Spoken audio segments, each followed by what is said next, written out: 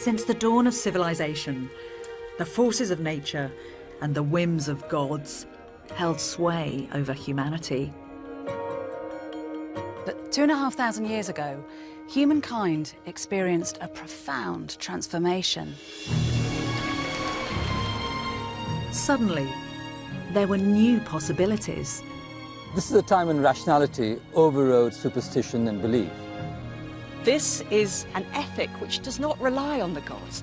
The world is now explained in terms of natural forces. We're now responsible for our own destiny. Upheavals across the globe sparked an ambitious vision of what humans could achieve, spearheaded by three trailblazers. Socrates, Confucius and the Buddha, great thinkers from the ancient world whose ideas still shape our own lives. Is wealth a good thing? How do you create a just society? How do I live a good life? By daring to think the unthinkable, they laid the foundations of our modern world. I've always been intrigued by the fact that these men, who lived many thousands of miles apart, seemed almost spontaneously, within 100 years of one another, to come up with such radical ways of thinking. So what was going on? I want to investigate their revolutionary ideas, to understand what set them in motion. In this episode, I'm on the trail of that most enigmatic of philosophers, the Buddha. The wandering seeker of truth who challenged religious orthodoxy. Caste was not a barrier. Priests were not required. Analysing his thoughts and desires sparked game-changing insights. This is the teaching of Buddha. Everything is subject to change. Setting the Buddha on his path to enlightenment, a whole new way of being, and an escape from the suffering of life. Technologically, the world has progressed immensely, but psychologically, I don't think we moved very far.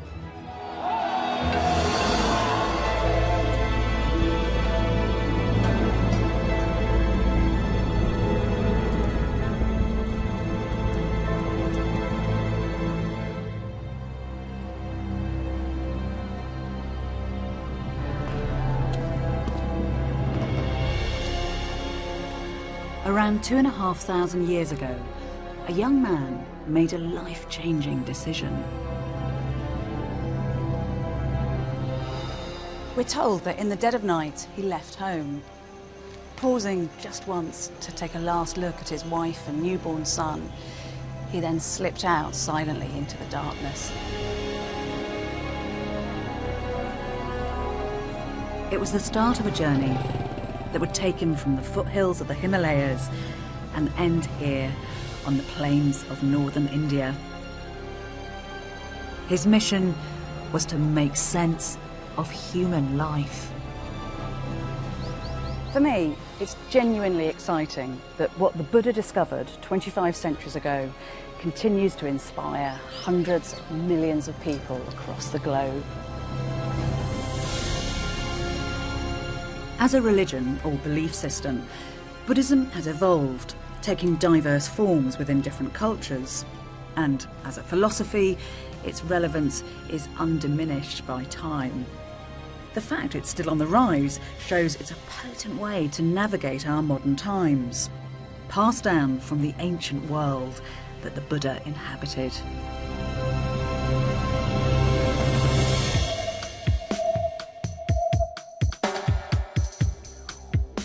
Most of what we know about the Buddha is based on oral accounts that were written down a few centuries after his death.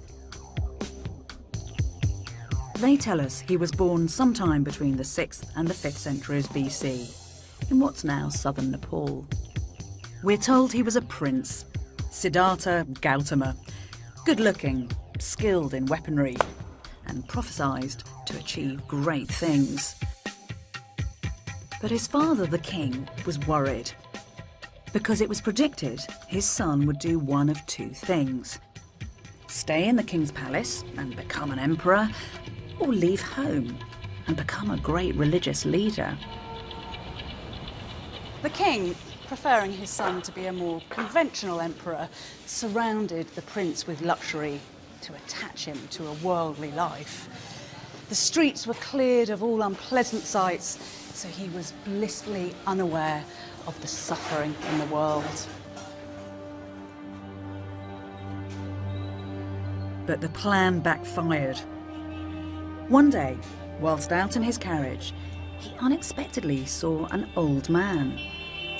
Later, he saw a sick man, and then a corpse. Witnessing the pain and frailty of human existence shook him to the core. When the prince saw a holy man, he was inspired, and his destiny was sealed. I have to say, this colourful account of the Buddha's early palace life does have more than a ring of fable to it. It feels like a kind of textbook, heroic story. But it does also seem to reflect a real existential crisis.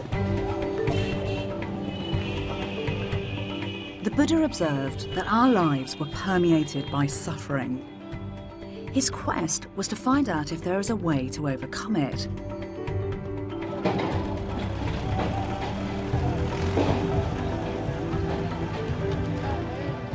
He left the remote Himalayan foothills and headed south, abandoning everything: his privilege, his family, his homeland. A small tribal state, it was run by a council of prominent men from one clan called the Sakyas. Now, it looks as though his father was probably a clan leader from a prosperous family, not the great king that we always hear about. As the Buddha headed south, he experienced the cultures of neighbouring states for the first time.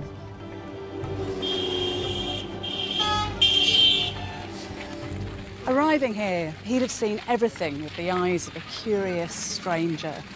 Just like those other groundbreaking philosophers of his day, Socrates in Greece and Confucius in China, he was the very definition of what it is to be a questioning human.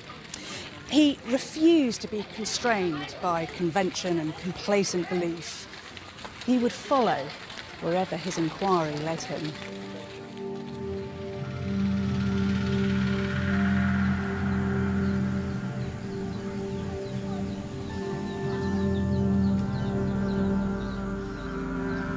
One of the first things the Buddha would have encountered was the religion of the Brahmins, a priestly caste who dominated the cultural landscape of the Indian world.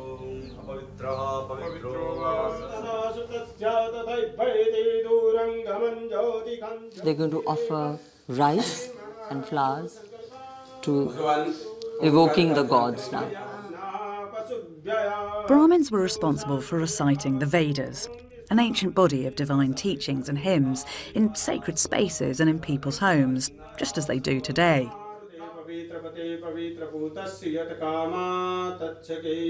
Another key role was to perform sacrifices, to persuade the gods to sustain the order of the cosmos and deliver prosperity.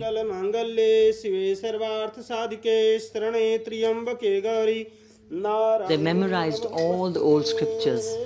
You've seen how the Brahmins here have been just chanting one after the other. They can go on like for 3-4 hours.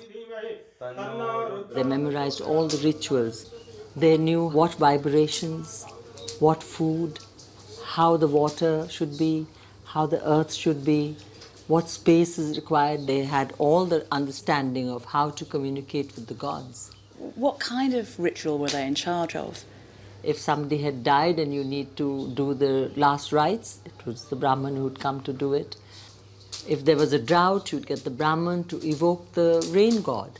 The whole life depended then on the priest, the Brahman, who had the knowledge. That must have given them real power.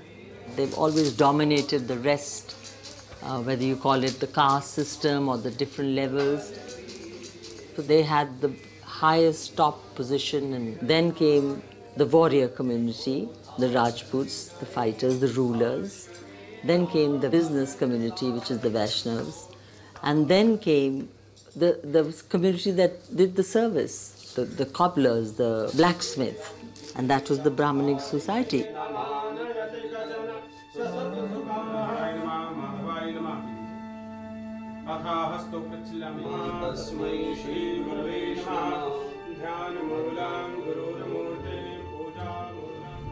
For the Buddha, the rigid hierarchy of the caste system and sacrifice to the gods relied on blind faith and received wisdom, not any kind of rational explanation.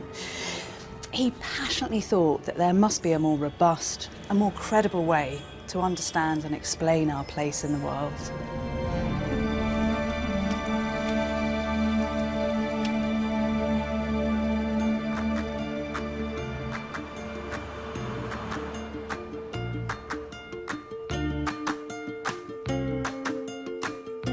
The Buddha's journey continued on, down to the Ganges plain. It was a world in the midst of rapid transformation. New cities and prosperous centralised kingdoms had emerged. The Buddha is said to have entered one, the kingdom of Magadha, and spent time here in the royal capital, Rajagriha. Along these rampart walls, you can still experience the ancient city as the Buddha would have known it. The streets of the city here would have been crowded with brightly painted carriages, bringing gold and silver, pearls and blue lapis lazuli, sandalwood and rich cloths. And then in the distance you'd have seen great caravans carrying in more fabulous goods from the Bay of Bengal and what is modern-day Afghanistan. There's a lot of evidence in the literature for this time that cities were expanding, but do we get evidence in archaeology too? We get lots of evidence. This is the period when cities were emerging and expanding all over the country. I mean, these are lovely little belongings here. Did these all come from cities? All of them did. You can imagine the people who used them. Look at this, for instance. This is a razor. That's great. I love it. I love it when design doesn't change. That's exactly true. The same as a razor today. That is one heck of a doornail. So that's quite right. Some door that's holding together. And these are lovely as well. It looks like very fine dining ware, is it? It is. This is a very special kind of pottery that must have been used only by very rich people for very special occasions. So do you think, I mean, this kind of different way of living is affecting how people feel about their lives? Yes, absolutely. And the city must have been a very exciting and also unsettling experience for somebody who'd walked into one of these cities from a village, because something new is emerging, but the old ways of life and the old kinds of social relationships are dissolving. This is a time when you have unprecedented and I think unparalleled level of questioning about what it means to live in the world and how one should live one's life, and all kinds of questions that concern us very deeply.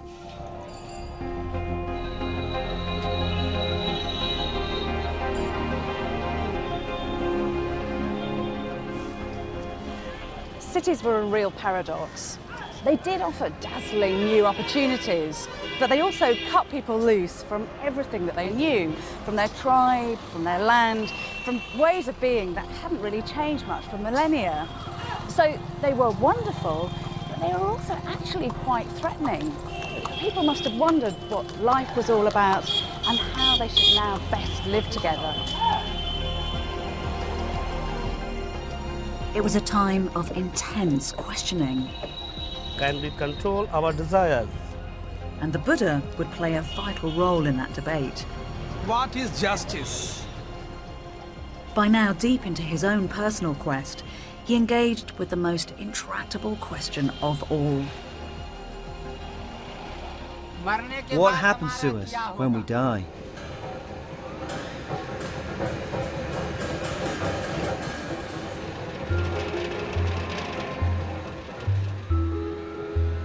Inspired by the cycles of renewal in the natural environment, people had come to believe we were part of an endless cycle of birth, death and rebirth known as samsara.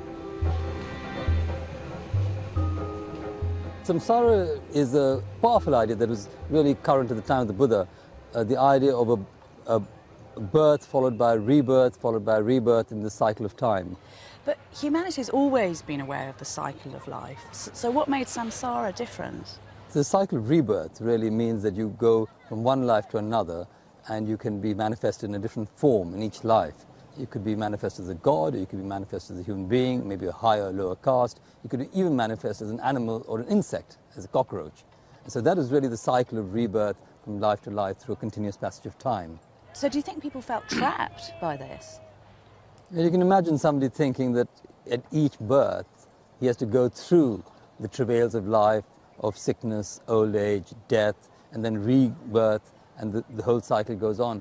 And so it's tedious. I mean, it's suffering, because the existential reality was not one that they felt was bliss. So did people try to work out a way to release themselves from this trap? Yes, the great quest at that time was to find ways out of that cycle of rebirth and re-death.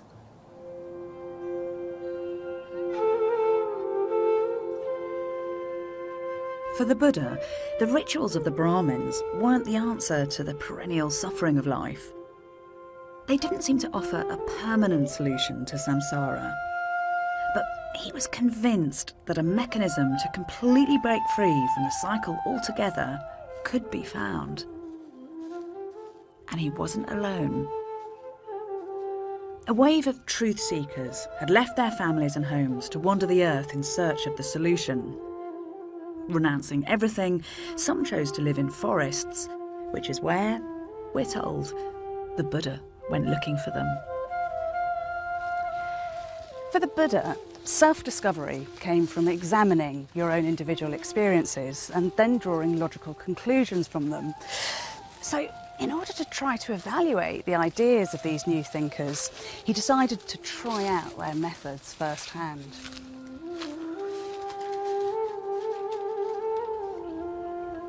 One of these wandering truth seekers was a man called Alara Kalama.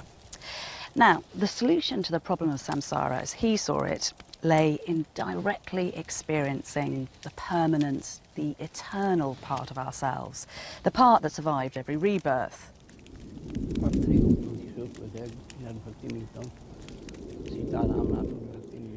To do this, he meditated, to block out the distractions of the temporary external world. Freed from physical and mental interference, such seekers could focus on their goal, to fully merge their eternal soul with its cosmic counterpart, a kind of universal soul, the highest reality. The idea seems to have been that by creating union between the microcosm, the individual self, and the macrocosm, this world soul, they would achieve liberation. Under Alara's tuition, we're told the Buddha showed such remarkable ability, he could achieve a profound stillness of mind.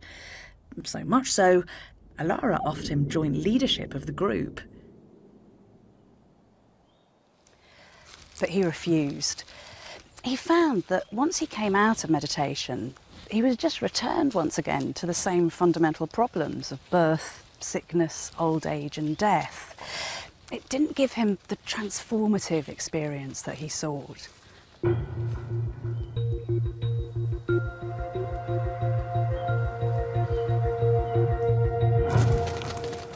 But the Buddha didn't give up.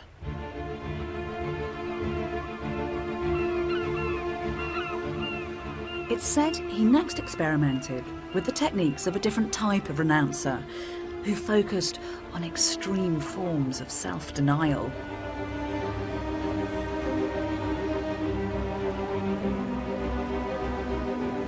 These type of renouncers also believed that the material part of our being is an obstacle to liberation. Theirs was a much more drastic solution. Instead of focusing on the mind, they put all their efforts into subduing their bodies.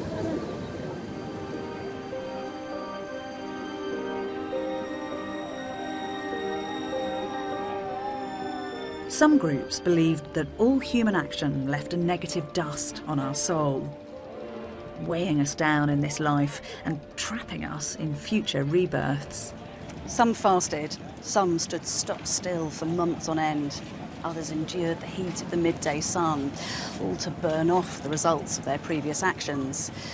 Extreme measures to allow space for the permanent soul to expand to the size of the universe, eventually liberating them from samsara.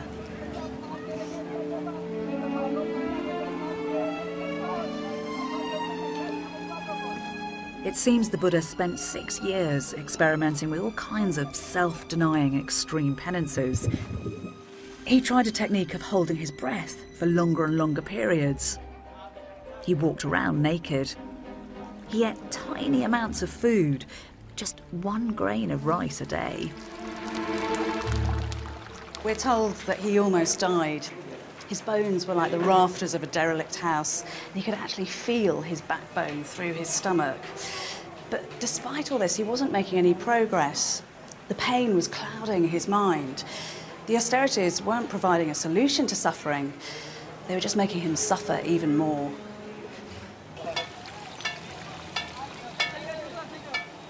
So he abandoned the path of self-denial by eating a bowl of rice porridge, disappointing and angering his 5 fellow renouncers. 6 years of hardship, experimenting with different methods, had come to nothing.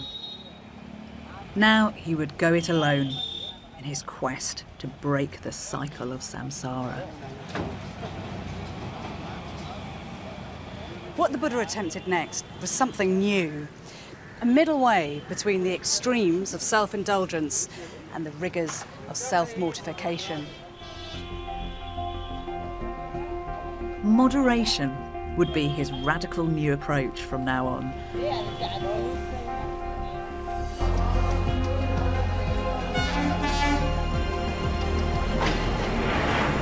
The Buddha's change of tack would bring greater clarity to his examination of the human condition.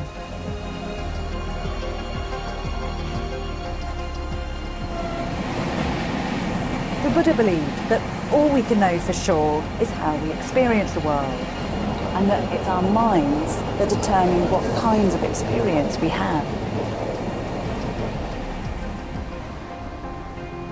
Using his meditation skills, he interrogated the internal workings of his own mind. And what the Buddha discovered contradicted the assumptions people held about the permanence of the soul. He realised that the external world as we experienced it was constantly changing, and that we were constantly changing too. Our material form, our sensations, our mind, our consciousness, our character, all in perpetual flux. This realisation exposed a fundamental flaw in the Buddha's thinking. All efforts to identify a permanent self were futile, because a permanent or independent self did not exist. When the Buddha is looking at how the process of his suffering was developing, he started looking at it very much like a doctor. And he started looking at a cause, and he starts realizing that everything is fleeting, is changing. There's nothing that he can put his finger on as a cause, and starts realizing that actually the cause is the identification with an I. There's no such thing which you can just pinpoint at a certain point in time and say, okay, this is it. But it changes in the next moment. So I think that realization that everything is impermanent leads to the idea that a permanently existing entity of a soul is a concept. Just explain to me, because I can't quite get my head around this. What does it mean to have no self? What did he mean by that? I'll give you an example. For example, let's say, okay, Bettany, when were you born? And you say, I was born on so-and-so date and so-and-so year. And I'd say, really? Weren't you born 9 months before that? You say, yes. And I'd say, weren't you and your mother and father before that? If I took your mother out of you, you're not Bettany anymore. Bettany is made of non-Bettany elements. Bettany is the sunshine, the earth, England. And then you suddenly start realizing that there was not a single point when Bettany came about. So in Buddhism, we don't talk about creation, we talk about manifestation. It's not denying that you exist. We exist. But it's denying that we have an intrinsically independent entity.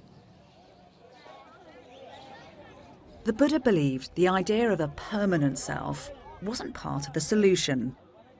It was actually at the root of the problem, because it made us selfish, self-absorbed.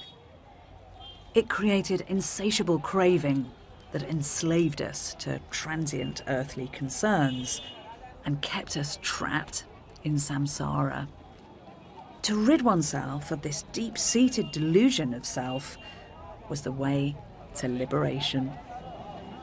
That realization allows you the freedom not to get caught in the I, me, mine, which is really the fundamental cause of suffering. And then he says, oh, then there is a way to overcome suffering. That's a sort of aha, wow. So his teaching was based around rediscovering your nature, which is non-self nature. The Buddha's self-analysis revealed the answer. If we could extinguish the delusion of self, we would see things as they truly are, and our suffering would end. We had the capacity to take control of our lives. The Buddha seems to have recognised that there's a plasticity to our minds and characters. Living in the world with the right attitude is fundamentally empowering. Basically, know yourself, and the world is yours. It's cognitive psychology, 25 centuries before the phrase is invented.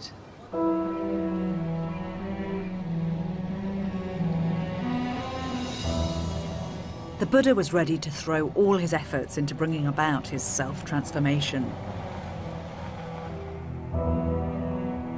Arriving on the outskirts of a small village, he found a beautiful stretch of countryside with a pleasant grove nestled on the banks of a sparkling river.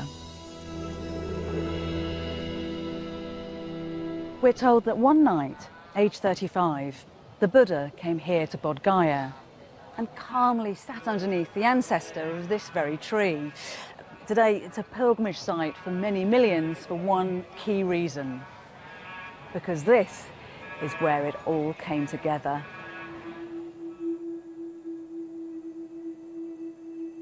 The Buddha entered a deep meditative state in which he experienced a vast number of his previous lives. He describes a cycle of many life forms and realms of existence. From hell beings and animals to humans, through to more abstract levels of consciousness. Yet all these forms were subject to samsara. Even a god would eventually die and be reborn. But finally, the Buddha moved beyond these states. Searching deep in his humanity, he was able to root out and permanently extinguish craving, ignorance, and delusion. He had finally broken free of the cycle of death and rebirth and attained enlightenment, nirvana. Unshakable is the liberation of my mind. This is the last birth. For me, there is no more renewed existence. Later, the Buddha would discourage speculation about the nature of nirvana. Describing it was like asking what happened to a flame once it had been blown out.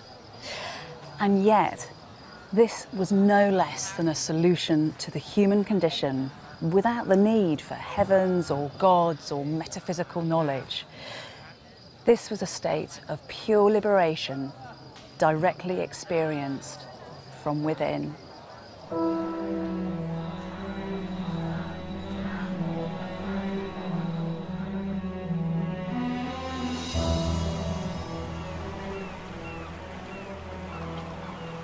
The Buddha had harnessed the capabilities of the mind to identify what he believed it fundamentally was to be human.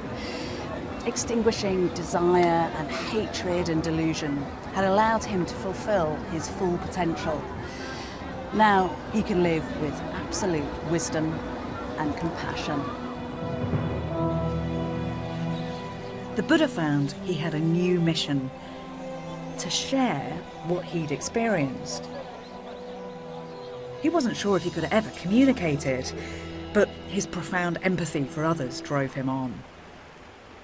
His starting point was the 5 former renouncer friends he'd left for his middle way. The sources tell us he found them where I'm heading next, the outskirts of modern-day Varanasi, the site of an ancient deer park. At first, his former companions were reluctant to welcome him. And then, we're told, they realised that a great transformation had taken place. They greeted him with respect and washed his feet. And it's now that we get a sense of the compelling charisma of the man. Because what the Buddha had to tell them was mind-blowing in its insight and clarity. The Buddha shared his discoveries, known as the 4 Noble Truths. The first truth was the inevitability that all life is suffering. But by suffering, the Buddha didn't just mean illness and old age, but the persistent disappointments and insecurities of life. The second truth was that suffering is caused by craving. The third was that since suffering has an identifiable cause, it could have an end. But it was the fourth truth that offered the critical, practical answer. This truth was a path, what he called the Eightfold Path, and it offered up an end to all suffering. With the Buddha's guidance, his small group of disciples made quick progress. They gained wisdom, practiced ethical conduct, and achieved mental discipline through meditation. Finally, they experienced nirvana for themselves.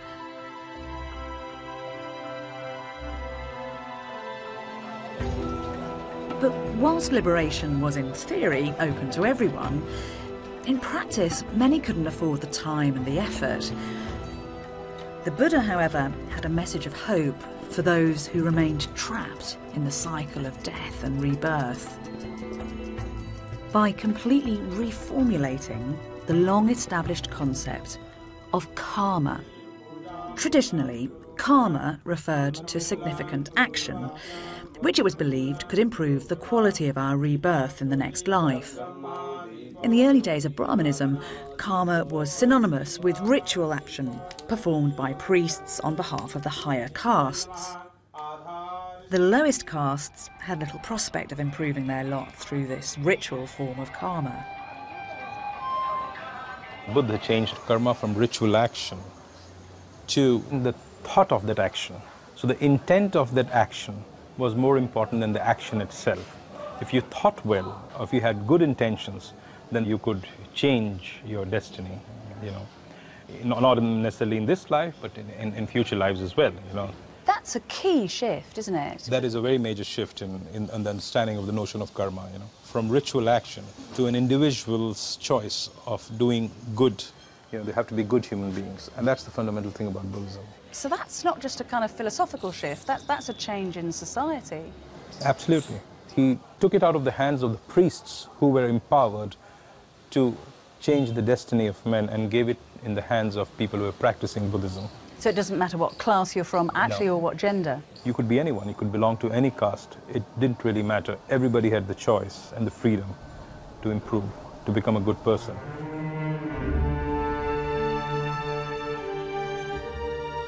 The Buddha's take on karma was liberating. Everyone stuck in the cycle of samsara had the chance to improve the quality of their rebirth. Now you are no longer good or bad, dependent on class or gender or some kind of ritual expertise. The Buddha sought answers that had the potential to benefit everyone. Just think what a radical development that is.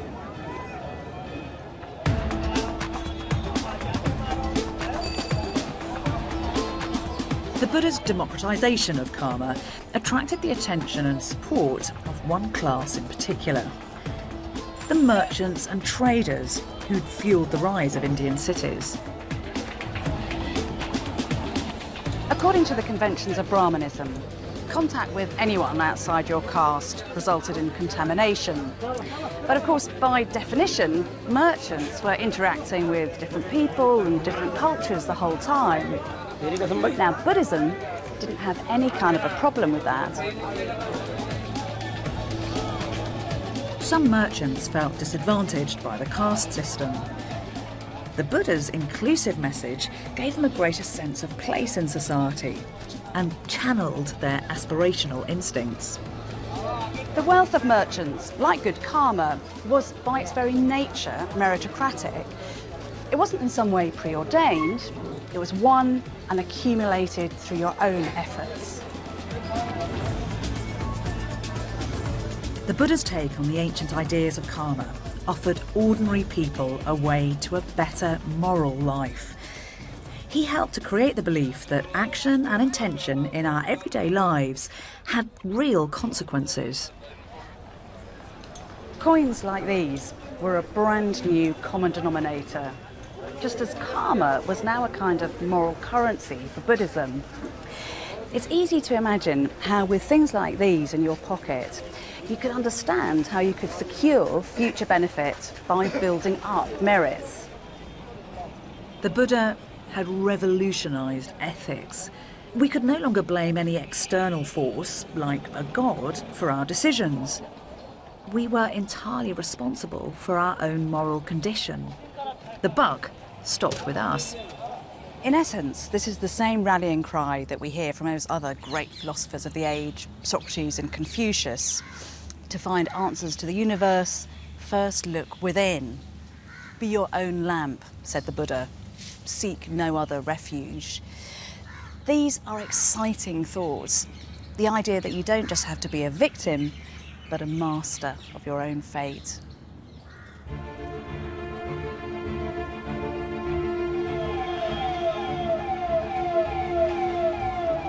The Buddha forged ahead with his potent message of personal liberation. It's said he crisscrossed the central Indian plains, giving public talks in cities and the country to anybody he thought ready to hear his message. And the community of disciples who shared his mission and wandering lifestyle acquired a name, the Sangha. At this stage, the Sangha was dispersed and only loosely organised. But according to traditional accounts, when the Buddha came here, to a forest on the outskirts of Rajagriha, the Buddhist order would take on a whole new direction. The king of the city, Bimbisara, heard that the Buddha was camped outside and went to visit him with 120,000 Brahmins. On hearing him preach, we are told that each and every one of them, including the king, begged to be received as lay followers. We know that with people, when we meet some people, we immediately feel a sense of reverence, a sense of humility in their presence, and yet they don't seem inaccessible. He was, I feel, very charismatic. People were, in a way, entranced by him. I think he was able to understand the psychology of the person. He had a sort of intuitive sense of what the person needed. He was not saying, I'm the one who knows. He said, you try it. And this spirit of free inquiry that the Buddha was really encouraging was quite revolutionary. Following their meeting, Bimbisara was said to have donated a bamboo grove on this very spot as a retreat for the Buddha's growing community.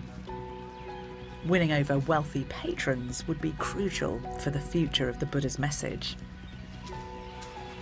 The establishment of permanent bases in places like this saw the Sangha develop from a group of like-minded itinerants into a settled institution.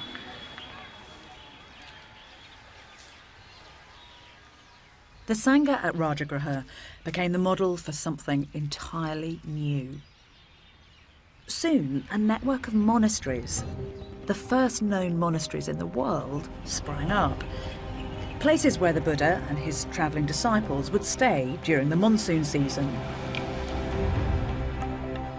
The movement was changing, and the Buddha's role would change too. He taught that each monk was an island and responsible for themselves, but now he's believed to have created a comprehensive set of guidelines. In early Buddhism, there was only few monks, so there was no need of rules because those who become monks were very highly intelligent and highly spiritual. They have the clear intention, comprehension, why I am become a monk. So they never done anything wrong. But gradually, when the numbers growing up to maintain excellence, peace and harmony, he prescribed the different rules and the discipline. And amazing to think that 2.5 millennia later, you're still living by those rules. I think we need more rules because in the modern time, because we have to face so many things. That time only India, now there is a whole world. There are 227 rules for monks, enacted every day. And it is amazing to think that in these words, we could be getting a glimpse into the mind of the Buddha and his early followers. The Buddha's thought to have adapted his rules in an ad hoc way. He was a pragmatist, not above changing his mind and listening to reason, even when it came to the thorny issue of including women. At the very beginning, they were regarded as a bit of a burden because they needed protecting. But the logic that liberation should be available to all meant that really they had to be included. And we're told that the Buddha himself eventually declared that nuns should be part of the Sangha.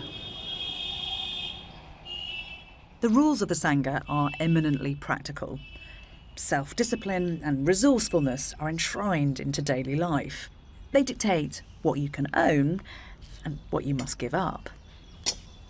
Monks are allowed to have 8 possessions. There are 3 robes basically. It is to look ugly, not too beautiful. We have to have a small needle and the threads. But nowadays we don't stitch because we have ready-made robes. This is the razor. It is very troublesome to keep hair. Yes. So we leave it, everything. This is the ball. Begging bowl. Of monks. So this, you collect food and drinks, alms from other people. And why do you get your food from outside? Why don't you produce it yourself? Because monk has to depend on the people, the society. So we have gratefulness and gratitude. So what we return to them, our compassion and wisdom. Monks can be a guide to the people, to the society, to show the path to wisdom, to show the path to peace, and to show the path to happiness. Apart from that, monks has no other connection, relations to the lay people whatsoever. But you've had to leave your family in order to become a monk. Yes. In fact, family life is always full of that kind of miseries, that kind of obstacles and troubles, so many. So, living in a family life, one cannot practice a simple, holy life in order to achieve the spiritual heights.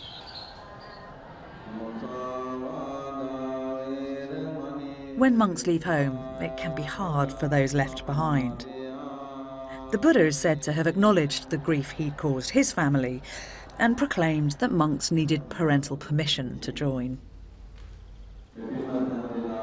Buddhism is a philosophy or a religion that's sometimes criticised for only benefiting the practitioner, that rather coldly sees social and family bonds as attachments to the world and therefore a barrier to achieving nirvana. But what I get the sense of here is a real commitment to collective well-being.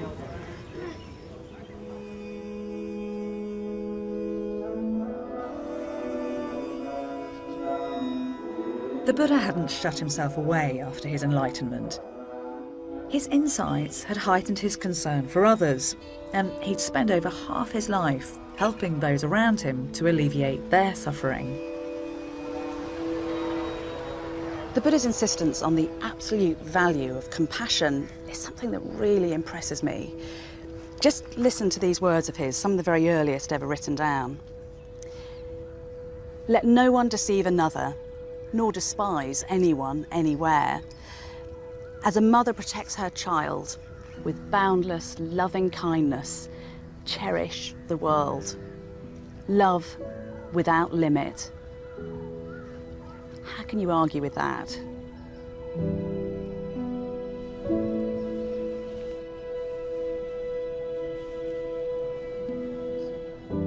By tirelessly expressing and explaining his ideas, the Buddha had nurtured a committed following, dedicated to his principles of intellectual rigour and deep humanity.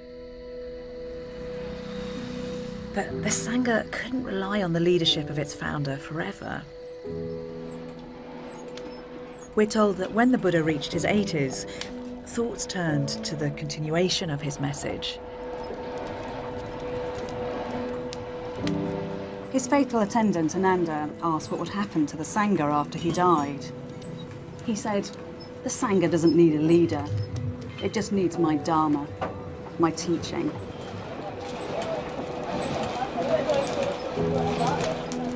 After accepting a meal at the house of a humble blacksmith, it's believed he contracted food poisoning and quickly became very ill. Yet, having achieved nirvana, the Buddha had no fear of death. His suffering had ended with the moment of his enlightenment. He would not be reborn. And what followed death was, like nirvana, beyond comprehension.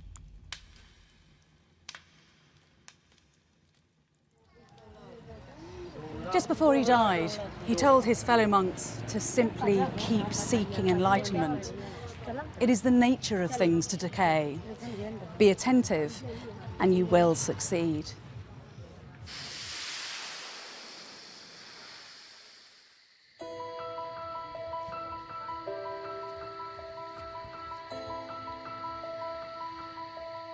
The Buddha's death robbed the Sangha of their founder and leader. With this vacuum, there was a real danger his ideas would be lost or corrupted. The Buddha had encouraged the Sangha to reach consensus on day-to-day concerns by holding regular meetings, and now the monks did as they'd been taught. They're said to have convened a council of 500 prominent monks here to this cave to determine the content of Buddhist doctrine. Ananda recited the sermons and the teachings of the Buddha. Another monk, Apali, recited the monastic rules. They now had a definitive account of the Buddha's ideas.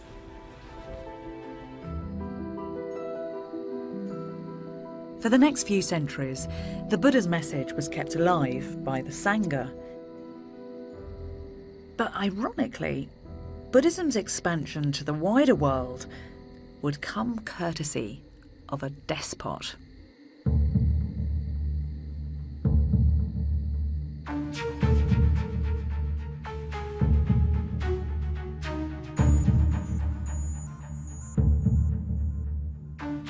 "200 years after the Buddha's death, most of what is modern India was ruled by the ruthless emperor Ashoka.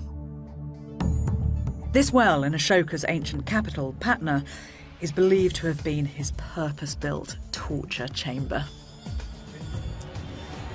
We're told that here, Ashoka's sadistic head torturer would prise open the mouths of his victims and pour molten copper down their throats.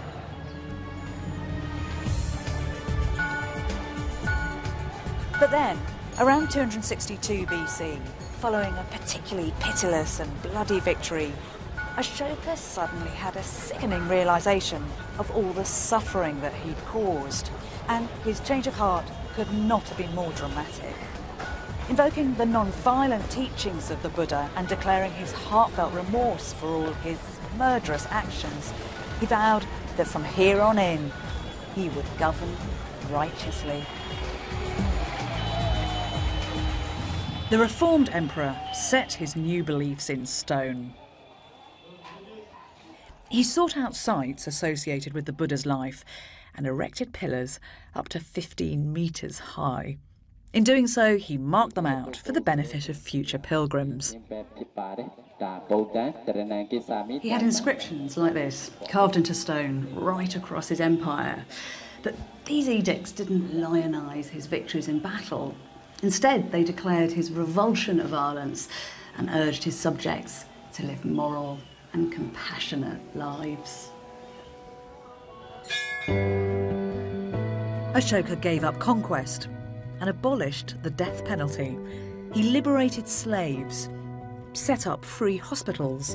Animal sacrifice was banned in the capital, and a wide range of animals, including parrots, tortoises, porcupines, became protected species.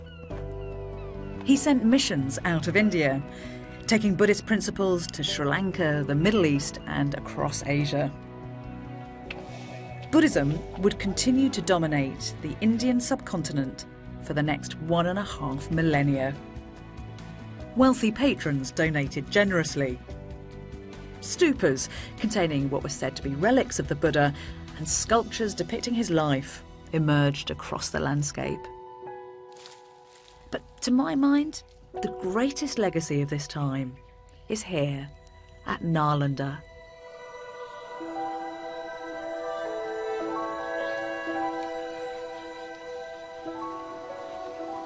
It is just such a treat to be here because this place has a claim to be the oldest university in the world. We know there was a serious educational establishment here from at least the 5th century AD, and you have to try to imagine it in its heyday. It would have been buzzing with international scholars who came from as far afield as Indonesia, Tibet, China, Turkey and Japan. It had a huge campus with thousands of students. 200 villages supplied the students' practical needs. Maths, politics, literature were all studied here, but there was particular emphasis on Buddhism. Thousands of Buddhist manuscripts were housed in a 9-storied building. It was the envy of the medieval world.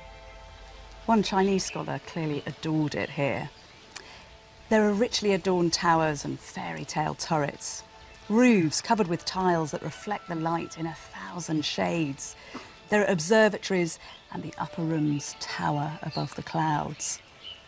These things add to the beauty of the scene. Renewed interest in Nalanda's legacy of inquiry has been led by Nobel Prize-winning economist Amartya Sen. Do you think that the Buddha would have approved of what went on at Nalanda? I should think that he very much would have approved. It was inspired by his ideas. It's inspired by the idea that we have to solve problems by reflection, by knowledge, by critical examination. You know, he tried fasting and it didn't do anything for him. And he decided that by torturing the body, you don't improve your mind. You improve the mind by cultivating the mind. Some people might think it's counterintuitive that Buddhism is being taught at Nalanda alongside maths and science and grammar, but it's part of that kind of practical understanding of the world, isn't it? Well, it's part of a Buddhist understanding of the world too, namely that you have to be concerned with those issues that move people, which includes mortality, disability, morbidity. It wouldn't be seen in any kind of conflict with Buddhist studies, because Buddhism is also about human life. What would you say the Buddha has to offer the world today? One of the things that Buddha identifies is that it's possible for you to agree on good action without necessarily agreeing on a bigger metaphysical view of the universe. When I was fortunate to get the Nobel, I gave the bulk of that money to have elementary education, elementary healthcare, and gender equity. At the same time, I don't have any great belief in the religion and God. But it was the Buddha who changed the question from, is there God, to questions like how to behave, no matter whether there is God or not. And I think that's a game changer.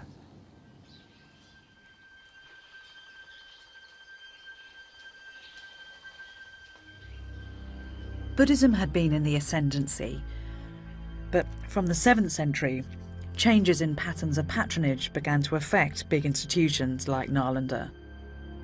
Gifts from rich benefactors ebbed away. Brahmanism had always remained a strong presence, and people drifted back in greater numbers. It began to dominate state governance at Buddhism's expense. Muslim conquerors in the 12th and 13th centuries sacked monasteries and temples. Nalanda is said to have been put to the torch and to have burnt for 3 days. The Buddhist way of life all but disappeared in the land of its birth.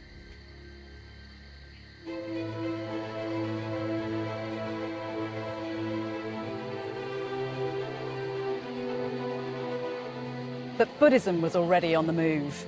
It had already travelled at a furious pace throughout Asia and would continue its journey to become a truly global religion.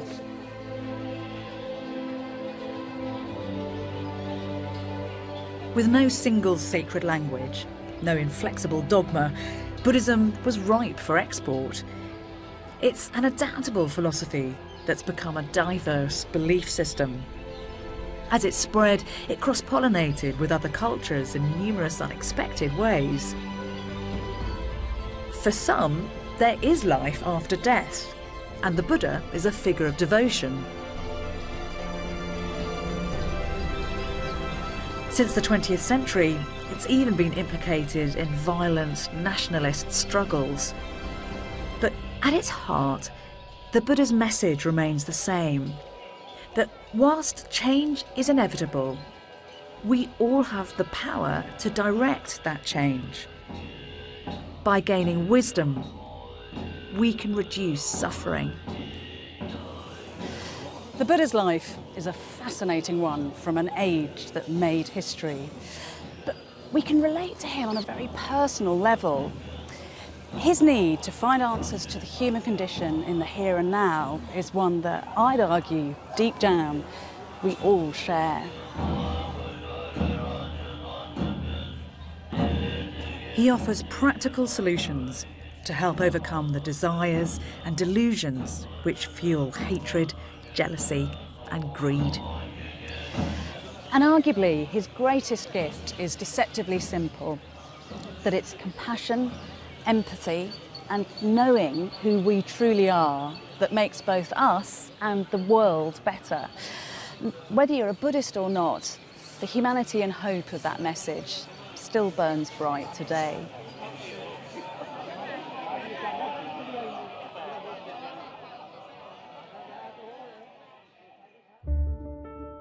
If the mind of the Buddha has made you think, explore further with the Open University to find out how great minds have influenced our world. Go to the address on the bottom of the screen and follow the links to the Open University. Next time, I investigate a philosopher who influenced the whole of Western thought, Socrates. His rigorous methods and uncompromising questioning made him the moral conscience of the city he loved, Athens. Yet his dogged pursuit of truth would end with a death sentence.